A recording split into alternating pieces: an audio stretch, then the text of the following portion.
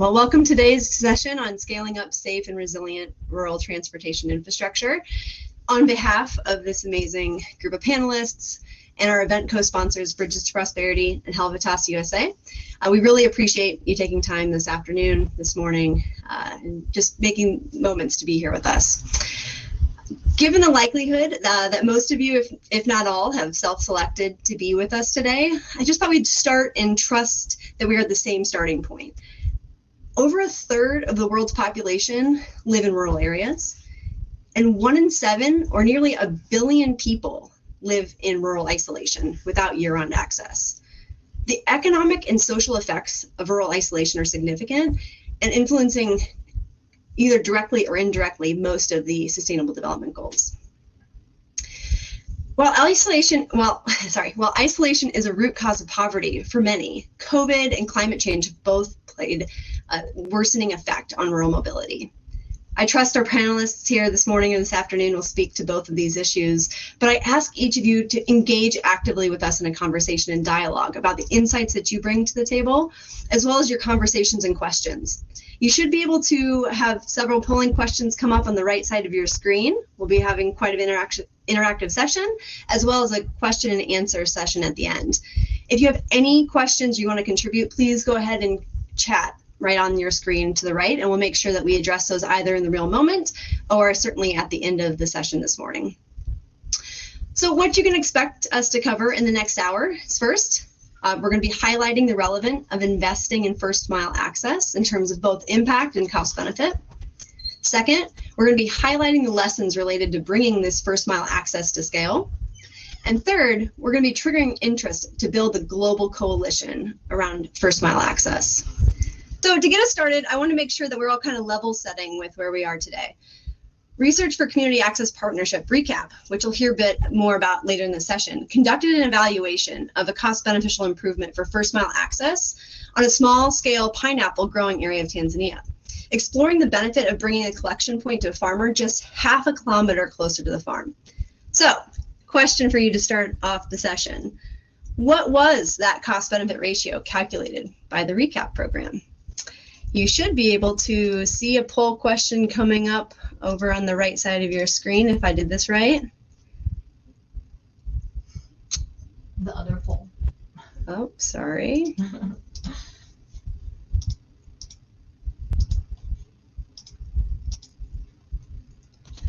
All right. Next 5 or 10 seconds. Try to select which of those you think is correct in terms of the cost benefit ratio calculated by the RECAP program in Tanzania.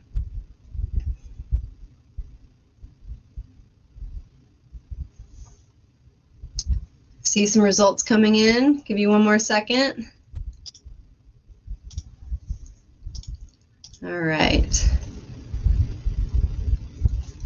Great. Hopefully you guys see the poll results. The correct answer is actually C. RECAP found that the overall cost benefit ratio of the first mile access program in Tanzania was actually calculated at 2.65. Furthermore, the program estimated a reduction in transport costs by over 2% and a greater than 4% rise in net income. So great job for all of you that selected C, and for those of you that didn't, I didn't get the first time either. So I'm going to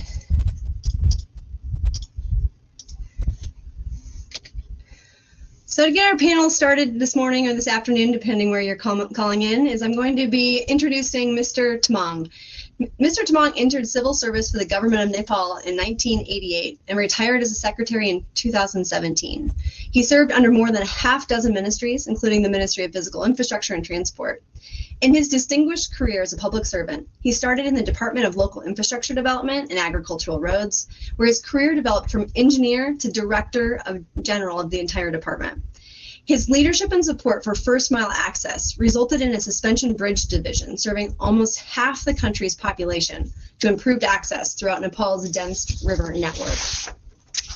So, Mr. Tamang, Nepal is one of the greatest success stories in scaling up rural transport infrastructure through your multi-decade nationwide rural infrastructure program. The strong commitment and leadership of the Nepal government is one of the success factors for going to scale. Mr. Tamang, can you describe the Nepal Trail Bridge program and what motivated the government to prioritize Trail Bridge subsector?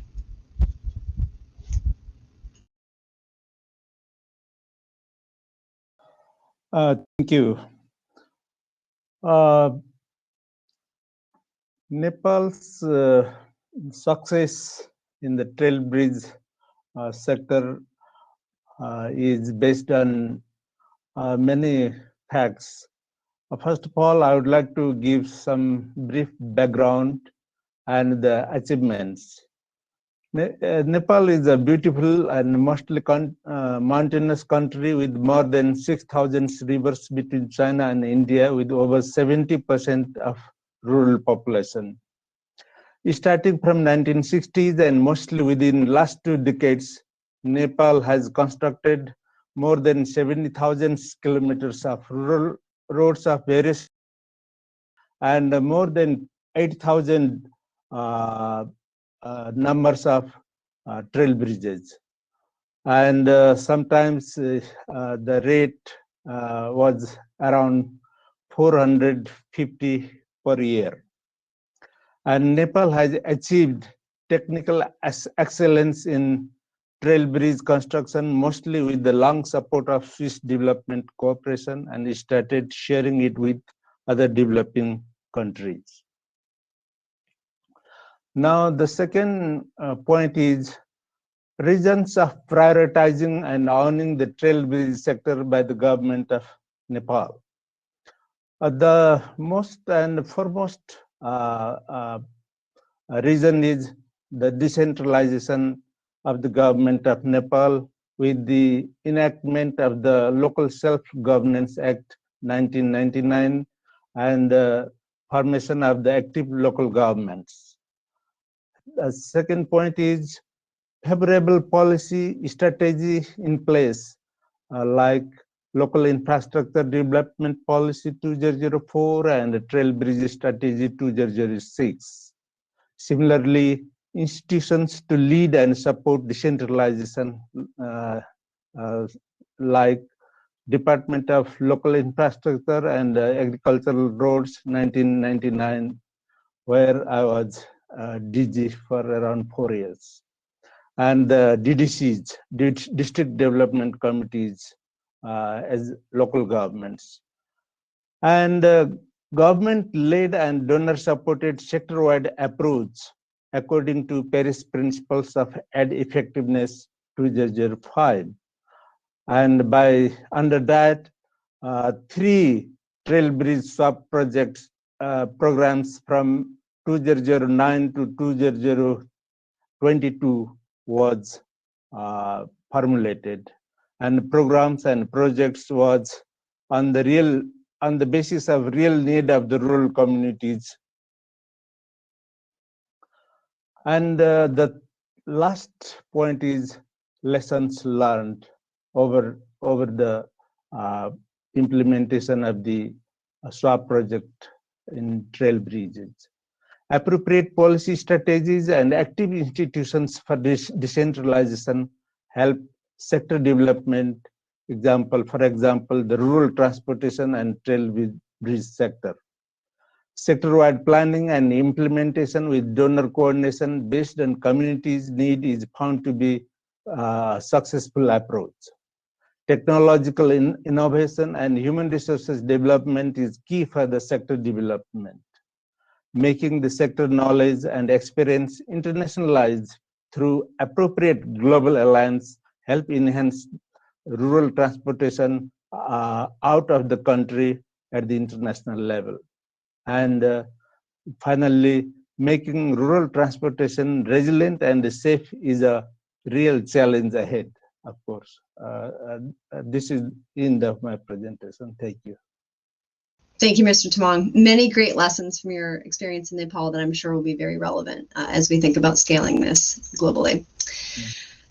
So another individual who is deeply influential in the success of the Nepal Trail Bridge and Rural Access Program is another one of our panelists here today. Dr. Jörg Frieden has been active in the development and migration policy for over 30 years. As Deputy Director of the Swiss Agency for Development and Cooperation, as Deputy Director of the Federal Office for Migration, as representative of Switzerland and 8 other countries in the World Bank Group as a Swiss ambassador to Nepal. In previous years, Dr. Frieden was an SDC Director in Mozambique and Nepal and head of the East and South African Division. Dr. Frieden was an advisor to the Federal Council Comley Ray in the UN Commission of Sustainable Development and serves as chairman of the board at the Swiss Investment Fund for Emerging Markets. Welcome, Dr. Frieden. As a development expert and economist who spent many years in Nepal, what is your analysis of the Nepal Trail Bridge success story? And then perhaps if you could take that beyond Nepal, what is the model of success that you've seen in other contexts? Well, thank you very much. Look, for me, the key of success, and Mr. Tamang already hinted to it, is the recognized need of the population. Mobility is always the first priority whenever we ask rural people what they wanted. They want mobility because mobility is the key to access to all other services and to economic opportunities. So based on that, the initiative that were started by the government and supported by our agencies and others always found a strong involvement of the population. Large share of the work was done by local people voluntarily because they saw the return immediately.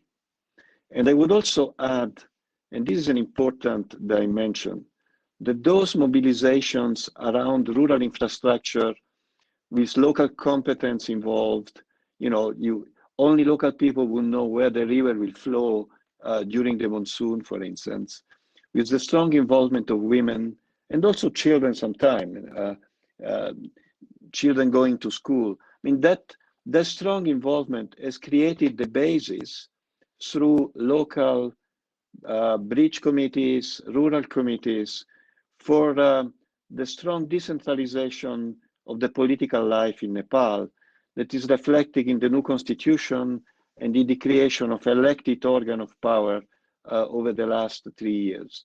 So I would stress that the rural infrastructure, political participation, empowerment, and access to services have bundled well as an important lesson here. Now, on the technical side, Mr. Tamang stressed the fact that Nepal acquired capacity both at the technical level, but also in terms of managing processes to define priorities, decide where to build infrastructure, how to build it, and all that competence has been available and transferred to other countries.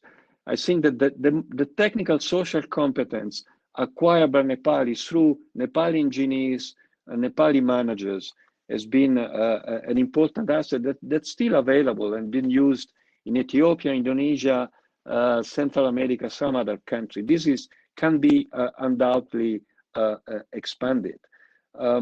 This transfer for us has been the best success we can record. A third element that has come in strongly is the involvement of small contractors in the execution, both in road building and bridges. At the beginning, clearly, government was in charge of everything, including recruiting, payment of salaries, and so on. What I saw in Burkina Faso recently is an extension of that capacity to private sector people and the creation of medium-sized enterprises able to execute rural infrastructure activities in an efficient way, treating, of course, people decently and respecting the environment. It would be another very important contribution. So these, for me, are the main element that I would take from my own experience observing Nepali acquiring competence, extending it, building up on it, both on the political, social, and technical side of the problem. Thank you. Thank you, Dr. Frieden. The mobility of rural citizens across, I think, segments, as well as the incorporation of the private sector, is quite exciting and I think transferable. So our next panelist has also spent the last 20 years likewise deepening her understanding of the rural mobility sector, and specifically around building a body of evidence for our collective shared understanding.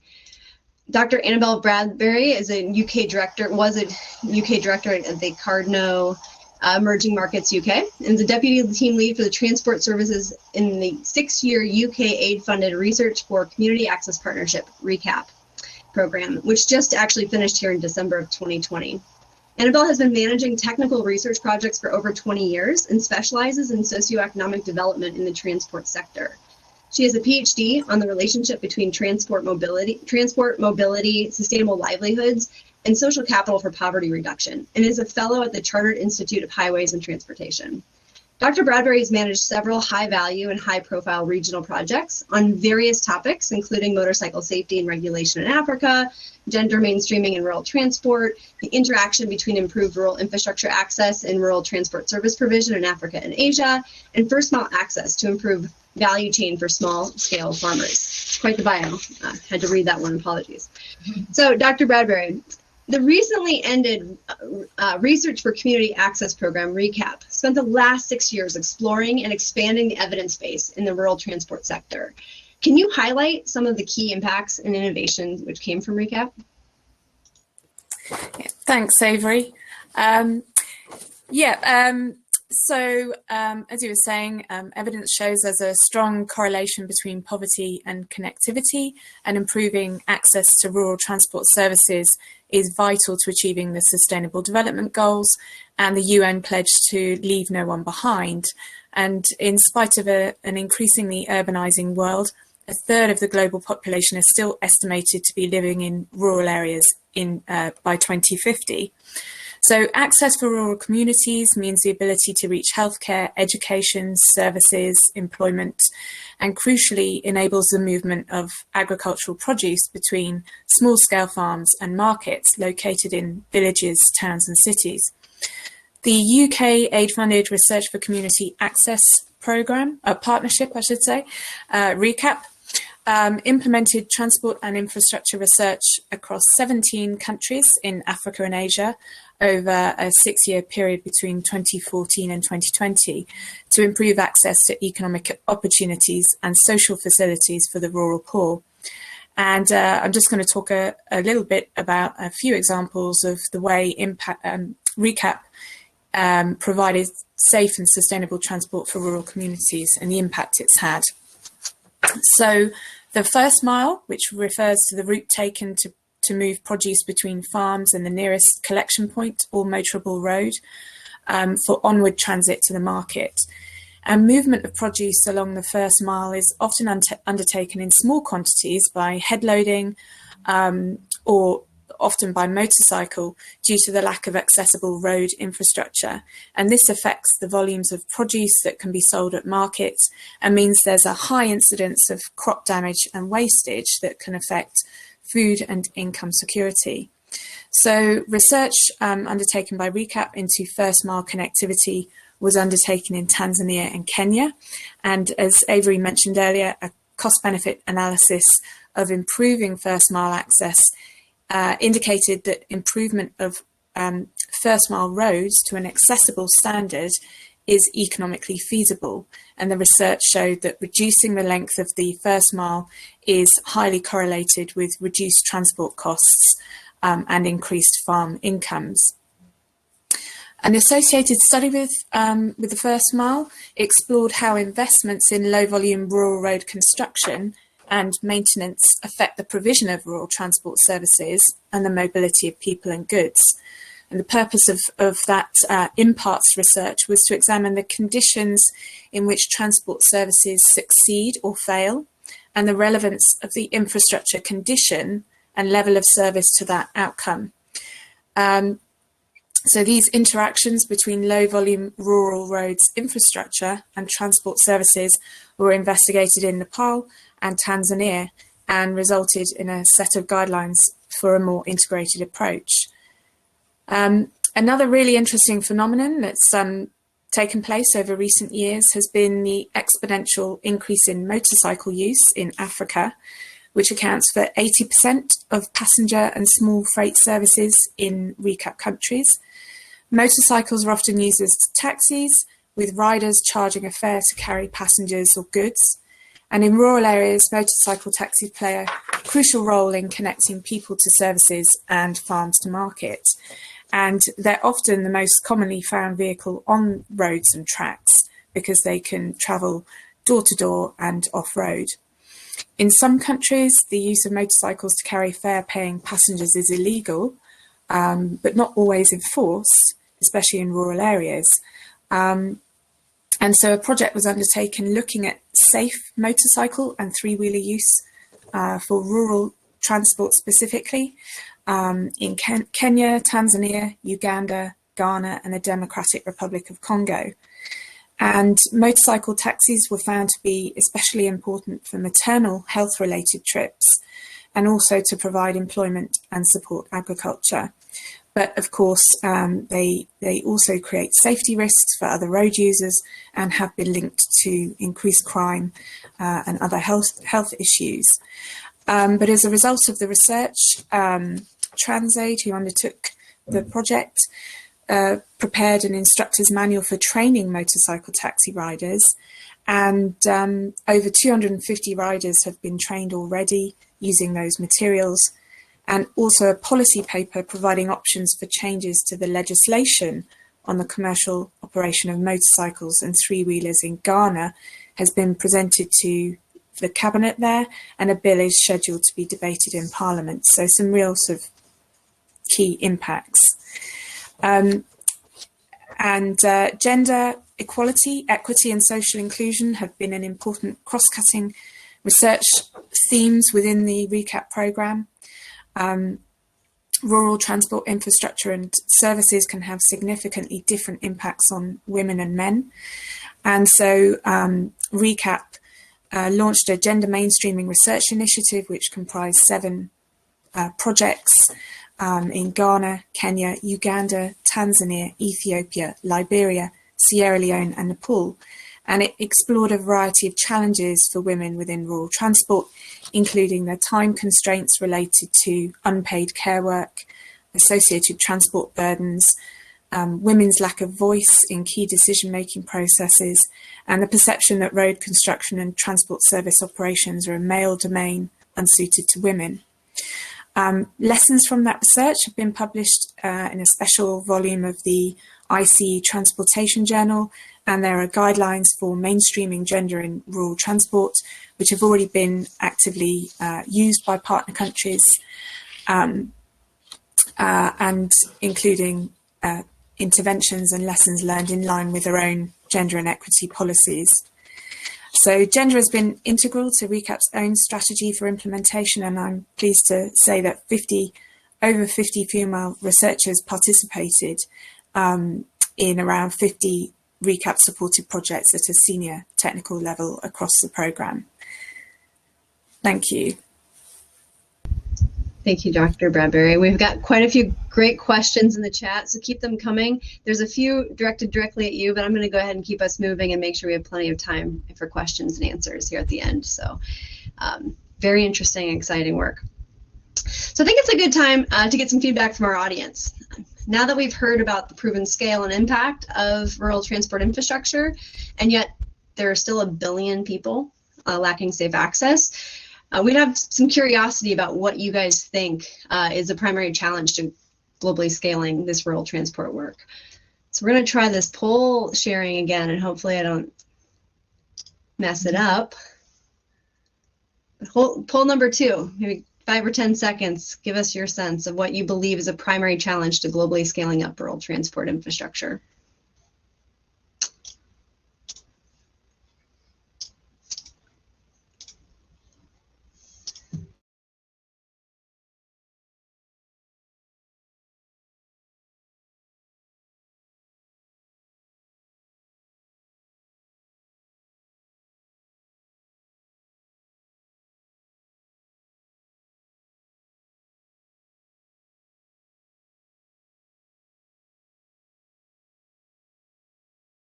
All right.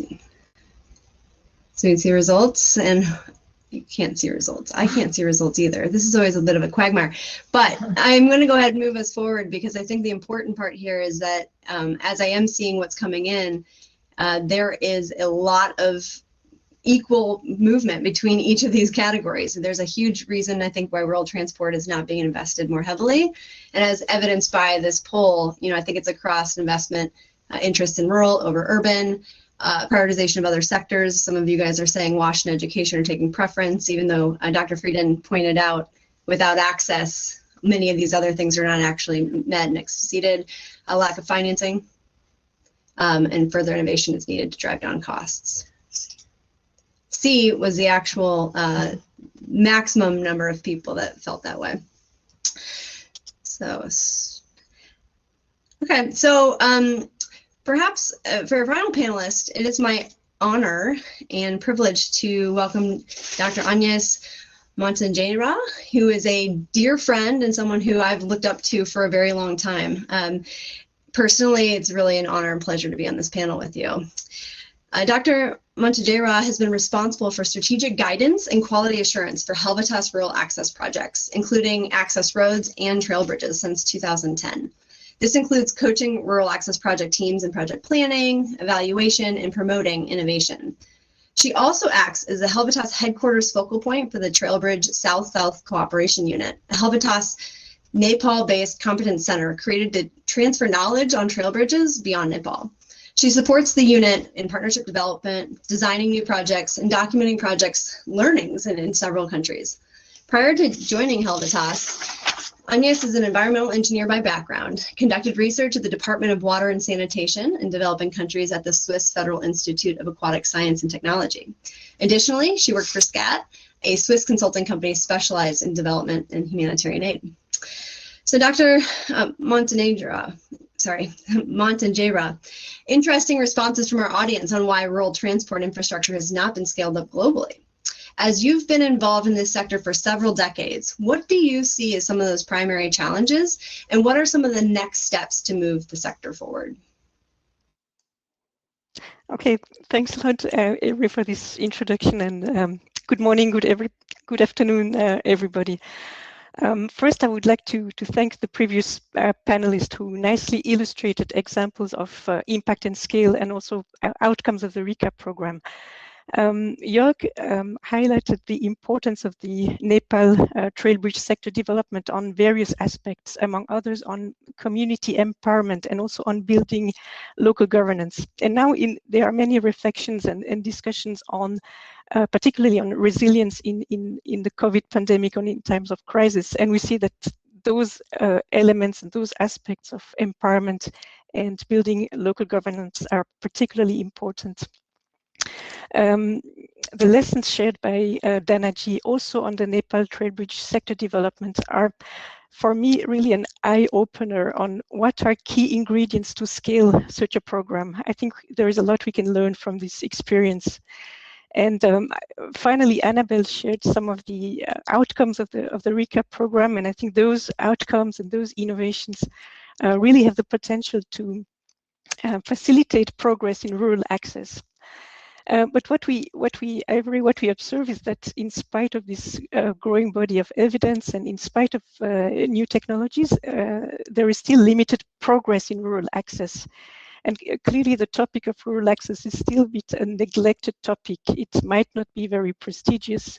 It's complex because it's about a huge number of small scattered segments. But still, if we are serious about leaving no one behind, we urgently need to accelerate progress and connect communities. So for us, the question is how to put the spotlight on the topic of rural access and how can we promote progress in rural access. And in discussions we've had with Bridges to Prosperity, the idea came up to build a global coalition to promote rural access. And so we've had some discussion on that with Bridges to Prosperity and all the session panelists. And I would like to share some of the very, very, very preliminary reflections we've had together. So we all agreed on the fact that the coalition should focus on promoting system changes. So that means, for example, building capacity of local and national actors to develop their own transport sector. That means leveraging government finances for the sector. That's about continuing to build the evidence, and with this also trigger government commitment and government leadership. This also implies promoting innovation and promoting joint learning at different levels. So what we mean is that the focus should not be on building X kilometer of roads, but rather on the required system changes to enable sustainable improvement of access. What we also discussed was that the coalition should promote cross-sector collaboration. So we feel it's important because, as you mentioned, Annabelle, enhancing access is a precondition to achieve several SDGs, such as health and education. What we discussed was that the coalition should be South-driven, so giving a strong voice to Southern actors, Southern governments, to share the lessons like Dhana today, share their successes, share their failures, and promote South-South cooperation. For us, when we discussed about this idea of a coalition, we came to the conclusion that it's not necessarily a new network or new institution. It's rather about promoting collective action and anchoring this collective action in existing platforms or existing initiatives. And it's not about starting from scratch. There are a lot of assets on which we can build. We talked about the recap program outcomes. We can also build on the Sum for All global roadmap of actions. So that's very, very preliminary reflections. And today what we would like to do is to launch a call for action to put the spotlight on the topic of rural access. And we would like to invite you to join and participate. So we would like to look for individuals, organizations, networks who are willing to champion the development of this coalition. We need your inputs, your guidance, your suggestions on how to shape this coalition, on what are existing or planned initiatives to which we could link up. Yes, Avery, I will stop here. We are eager to continue to brainstorm on this idea with all of you. Thank you very much for your attention, and back to you, Avery. Yes. Your leadership in the rural transport sector has been really a guiding light for me personally over the last 15 years, and certainly at Bridges Prosperity. So we really appreciate your great work and taking the time to join us. I'm going to go ahead and try to share a slide. Apologies, everyone, while I try to moderate and be back into IT. The latter I'm not very good at, so your patience and support is really appreciated. So guys, to bring us back together before we go into addressing some of these great questions in the chat today, I just want to acknowledge and appreciate all of the great contributions from the panelists. You guys did a good job staying on time. I know it was quick. So Mr. Tamang, thank you so much for sharing the importance of a connected national plan for rural infrastructure and how you were able to really see that as a critical underlying step for the country. Dr. Frieden, you elevated both opportunities and complexities of mobility and rural mobility at scale, and the incorporation of the private sector as well as government participation across all facets of the program as being a key feature. Dr. Bradbury, thank you so much for giving us a glimpse into the important work of RECAP. Lots of questions, and I hate to be a filter here for some of the technical ones, but the great work that you led at RECAP has been really a huge contribution. And Agnes, bringing together your experience not only in rural mobility, but certainly in the rural infrastructure access or infrastructure sector at large, brings home a great point for me personally, is that rural mobility deserves to have an elevated voice. And I think your call to action today is really welcome, and I would like to have more questions about this, but the Rural Opportunities for Universal Transportation Equity Route Coalition, if you will, is being really launched here today with many of the players in this room, many of the panelists here with us, and hopefully many of you that are calling in. We believe that this is the shared collective voice that we can bring together to elevate the importance of rural mobility within the transport sector, and frankly, the international development sector at large. So for all of these reasons, I want to make sure that we have time to open it up. There's quite a bit of activity in the chat. If you haven't figured that out, it's over on the right side, click chat. Please read and contribute and throw your questions in there to follow along. So I'm going to take us off our share screen so that way we can see folks as we ask them these questions. But we are going to start out, we've got a great question coming in from Marenzi, from Jeff, I believe. I think you're calling in from Rwanda, dear friend. So this is going to be, I'm going to put this one to, let's see here. Sorry, it's in motion here. This is actually directed to both Mr. Tamang as well as Dr. Frieden. So Mr. Tamang, I'm going to ask you, thanks for your good interventions. Nepal has been a success story and then the lessons learned by others. Do you think that governments allocate enough human and financial resources in rural mobility compared to urban? And if not, what would be the financing mechanism that governments could adopt in the international development to make that so?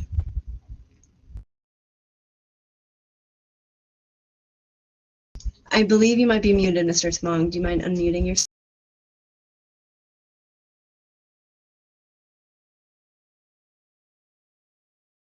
You're still muted. You know, this happened to me earlier also. Mr. Tamang, I think you might be permanently muted. I'm going to push the question over to Dr. Frieden.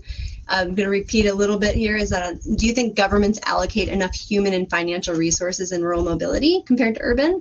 And if not, what kind of financial mechanisms could be adopted by governments and the international development sector, such as the World Bank, to make that so?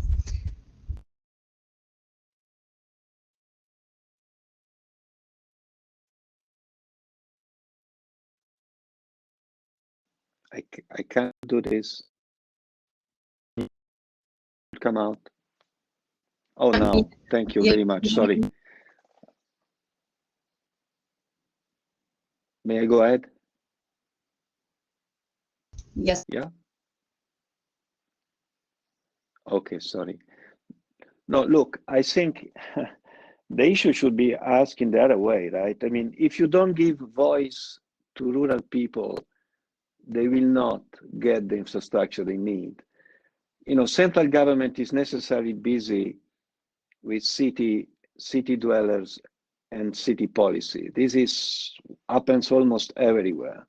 But as soon as you give voice to people outside, then they will ask for more. And so decentralization and empowerment, rural infrastructure goes together. What comes first? Difficult to say. But certainly you cannot build local infrastructure without a strong involvement of local people. And you cannot build local infrastructure if you don't give voice to local people. So I think the issue is not financial first. The issue is political and social first. And this is, I think, what we learned.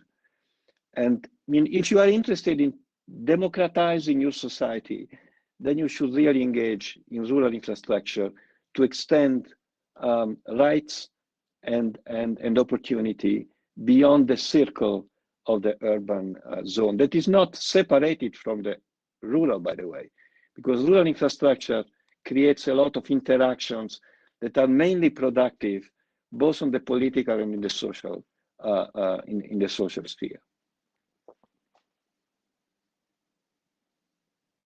Frieden, trying to keep up on all the good chat activity over in the channel, but I'm going to point the next one to Agnes. There's a question for you about, well, Nepal has some of the highest density of trail bridges in the world. There's quite a need in Africa. I'd love for you to speak specifically about your Helvetas' efforts in Ethiopia and how you see that potentially scaling elsewhere on the continent as well, if that's relevant. Yeah, I think what is happening in Ethiopia is really interesting, and the interactions we have with our colleagues, they are really enriching. So Helvetas started working in Ethiopia for a bit more than 10 years, so bringing know-how from Nepal, learning from the Nepal trade bridge sector to Ethiopia. And currently, our team is starting with a totally new project, and they just managed to have an agreement from the regional government to finance 80% of the cost of the infrastructure, which is really, I think, a good progress in terms of anchoring bridge building into the government system. I think what is interesting and what is important is to say it's not because there is evidence of impact and scale in Nepal that the government of Ethiopia or other government would automatically take it up and scale it. They want to see it work in their context. The context is different, so they want to see it work in their country. They want to see how it can be embedded in their government system, government procedures. So I think it takes some time, and evidence needs to be built in the country. But that's the direction it is going now. The new program is really about anchoring all the steps in the government procedures, and then with the idea that the government will then take it up and scale it. Thank you.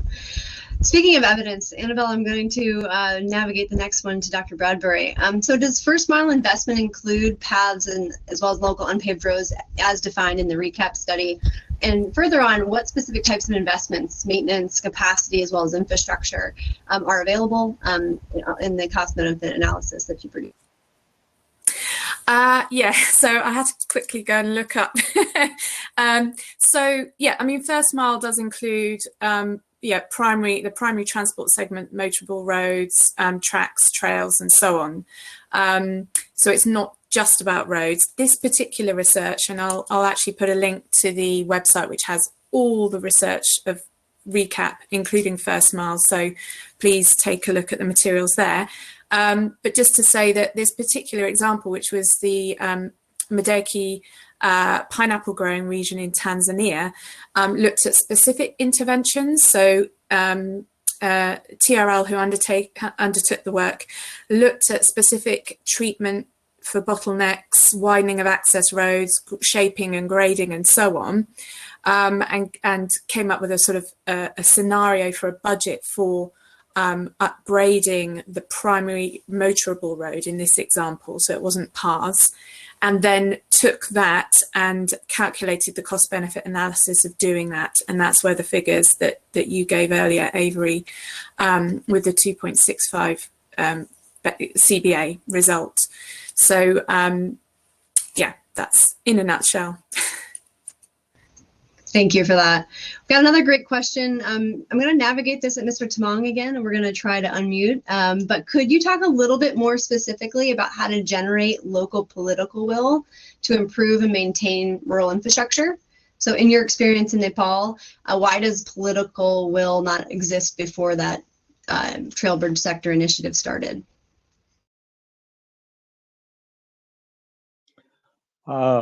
Thank you very much. In fact, the rural transport and especially particularly the trail bridge, they are the daily need of the local communities. So if we make accountable and strengthen the local governments, then they will find some way mobilizing the communities to maintain them and to keep them functioning year-round. Otherwise, looking from the center to maintain the bridge is very, very difficult. So we have to strengthen the local governments and the local communities so that those infrastructures will be timely maintained and they will be functional too. Thank you. Great advice. We've got a question going into the coalition concept. So Agnes, I'm going to navigate this to you. So the great idea on a coalition for rural mobility, I think we're seeing a lot of chatter about that.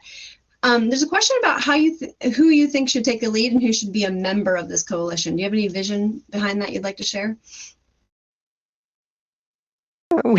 we've not discussed that yet, so I think it would be great to hear from you, who should be in, who would be interested to be in. What we discussed was that it would be important to link it to existing platforms such as Sum for All. So that seems like would be a good entry point for the coalition.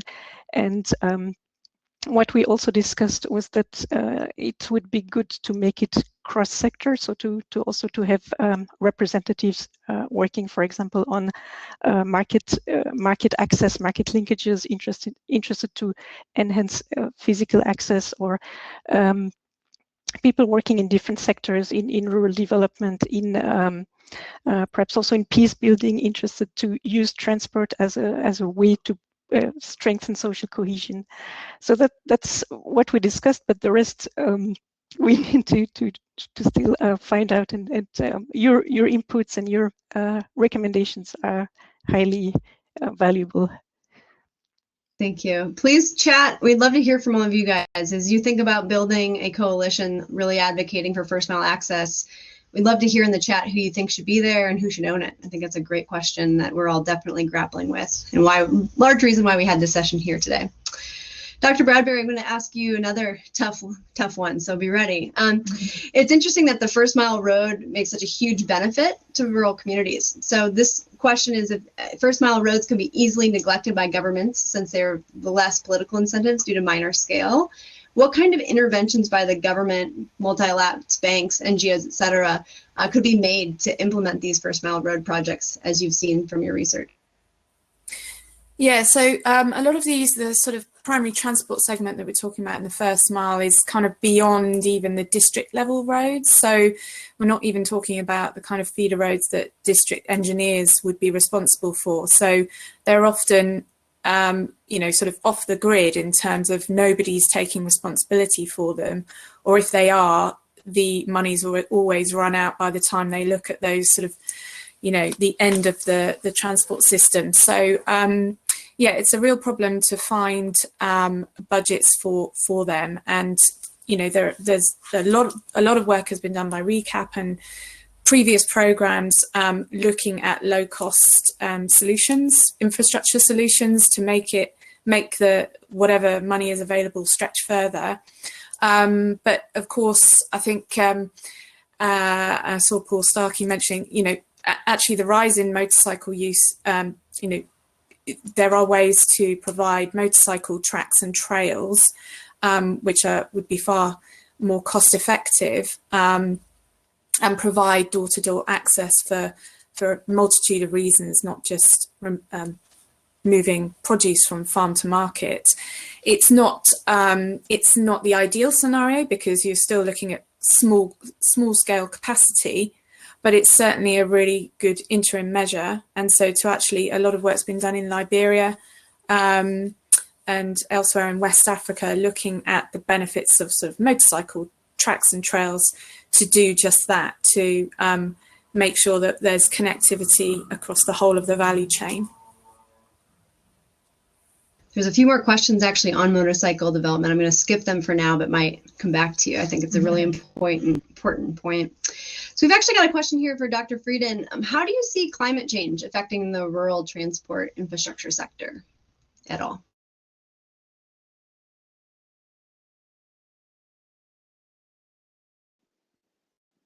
Mute. Oh. Look, the question is, how do local people see it, right? I mean, you cannot plan from the center for this stuff. Again, in Nepal, climate change comes through the monsoon mainly, and the change pattern of monsoon. We have seen in the last years the need for trail bridges moving from the hills down to the terai, the flatland, where rivers in summer have become more wild and difficult to manage. And the planning process, the allocation of resources process had to react to that because community asked for it. So for me, again, it's difficult to imagine a shifting of priority coming from a central government that has so many questions to solve. This must come, it must be the perception of the consequences of climate change at the local level that determine change in demand for infrastructure and adjustment in infrastructure. That's the way I look at it. But the consequences of climate change in Nepal are obvious from the glacier down to the Terai and the plain. I'm sure that Mr. Tamang can confirm this also with recent examples. Thank you for that, Dr. Frieden. So, Annabelle, I'm going to come back to you one more time. What have been the impacts of COVID-19 on the rural transport sector, and has any research been done so rapidly on? Yeah, so it was unfortunate that we had some budget constraints, or rather FCDO had some budget constraints. So we were planning to fund some work on COVID-19. But what we did manage to find is for rural areas, really, COVID-19, rural transport services are very sensitive to population and density demand. Density of demand. So COVID, and in particular the initial lockdown, and when all services in many countries were sort of ceased, had a tremendous impact on service provision. And I mean, there's so much to talk about in terms of COVID, but just sort of limiting it to a few statements really, and just saying that actually a lot of lessons can be learned from the Ebola pandemic in West Africa, and how many forms of transport, in particular motorcycles, not only were they potential transmission sort of vehicles for the disease, but also used to help will be helping vaccinate in the example of COVID. And also we've seen a lot of innovations with the use of screens for vehicles between passengers, sanitation points at boda stages and other vehicle stations and so on. But there's tremendous sort of potential for rural transport to be utilised in vaccinating rural communities, and even the use of drones can be used for hard to reach areas and so on. But the main difficulty will be the cold chain requirements for the vaccines. So I could talk for hours on this topic. I just think I really wanted to elevate out of these great questions coming up. There's a lot of relevance as to why rural mobility right now is critical and urgent, certainly in times of a pandemic, but I think in light of climate change and needing climate adaptation as well. So Dr. Bradbury and Dr. Frieden, thank you for speaking to both of those kind of why now points. I know we get this at Bridges to Prosperity often. Well, if rural access hasn't been there before, is it important now? And I think each and every one of us here, certainly on the panel, but I think more importantly in the chat and in the session, have a personal experience that probably speaks to why rural mobility should be really improved. So to kind of wrap us up and make sure that we have the ability to end on time, because all good sessions end on time, so I want to invite each and every one of you to engage with us. The best way to do that is our email is right here. It's route@bridges2prosperity.org. I assure you this entire panel will have access to that. We're just going to try to quarterback it for efficiency's sake. But we have more questions than we have answers as to how to put this coalition together. And we want your insight and your opinions. There's a couple great questions here about how are we going to launch this and who's going to be involved and how are we going to fund it. And frankly, I think it's this room and this group of people building on the success of RECAP's research and efforts over the last 6 years, building on Helvetas, Nepal, and certainly your global Helvetas efforts, speaking also to the Great South-South Cooperation Unit.